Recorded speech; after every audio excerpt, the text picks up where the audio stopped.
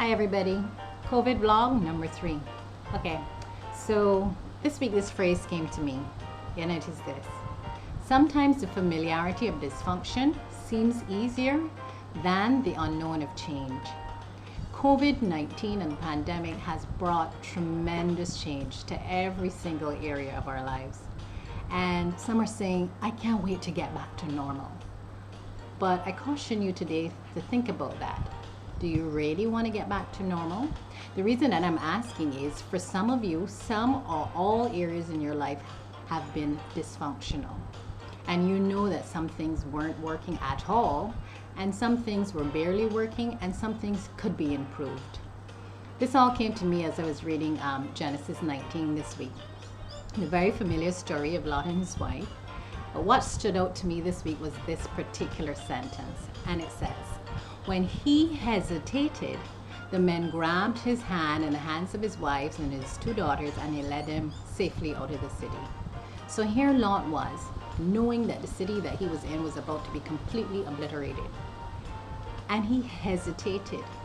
I suggest to you this morning, the reason that Lot hesitated and that the angels had to take him by the hand and pull him out was because the familiarity of that horrible dysfunction in Sodom was, or for the moment seemed easier than facing the unknown of the change ahead of him. And we see this story all the time. We see this in the stories of women that are abused, and people go, oh girl, why you don't get out?